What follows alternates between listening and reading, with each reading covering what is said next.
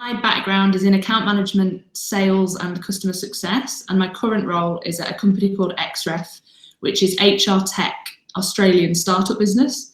I'd say it's more of a mature startup now. I'm the customer success director, but I joined the company 5.5 years ago when we were a tiny team of 5, and we've grown to a team of around 60. We listed on the ASX, and we grew from a 1.5 million valuation to $100 million pre-COVID. My career's kind of been a little bit random. There's been a few sprints, as we should say, that have kind of given me experience and I suppose set me up for this role that I'm in right now. But my first sprint or massive learning experience in my career was doing cold calling. So this was the first job out of university, and it was a massive lesson in life for many reasons. And anyone that's done cold calling, I'm sure will agree, and understand that my skin's a lot thicker because of it. But I was basically calling people in the UK and trying to sell them a caravan over the phone. So it was a challenging one.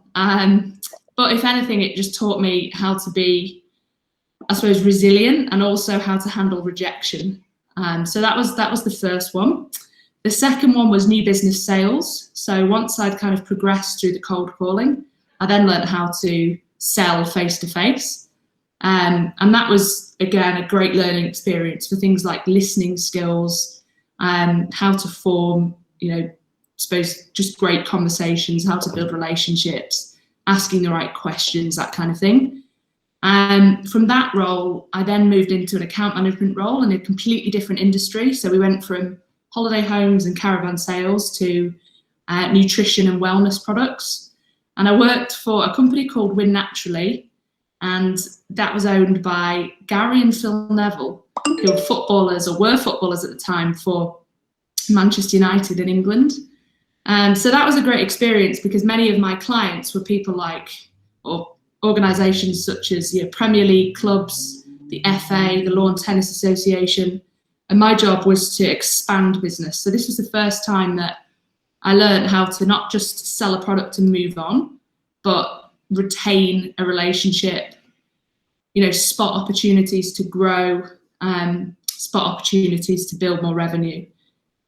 So that was I suppose the final sprint. And then now I'm in customer success, which is kind of a combination of all those skills.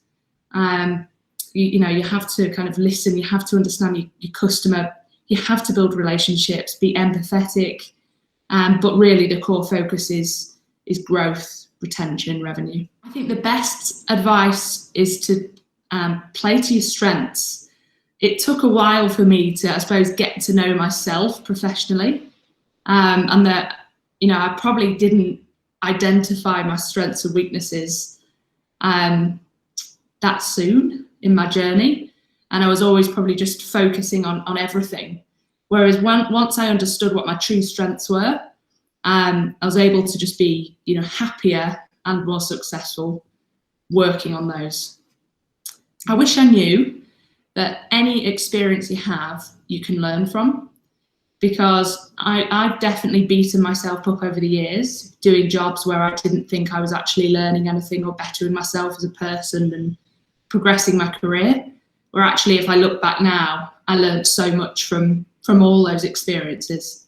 And again, I'm going to go back to the cold calling one, because at the time I literally hated it, and really, I suppose, just didn't think I was going anywhere. Actually thought it was a bit of a dead end, but actually that was a great experience. And now I can see that, God, there's so many learnings from that.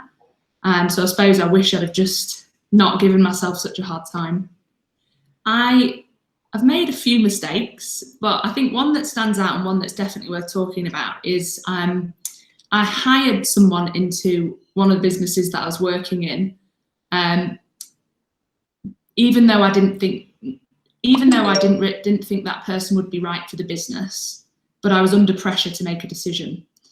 And what, I knew that person wasn't going to be right for the role. Somehow I thought that maybe we could make it work, we could make it work and that person could actually be successful. But I really just knew And I think that the lesson there is, you know, it doesn't matter if you can't.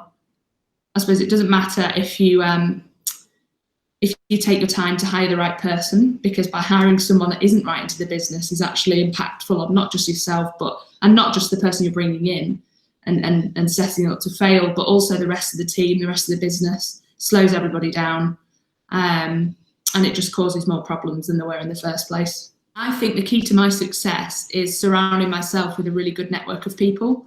I think it's so important to have done that, just because, you know, I'm someone that needs people. I'm very much like a people person, but peers that you can share, you know, wins, losses, peers that can keep you accountable, and just kind of, you know, you can recommend learnings, books, you know.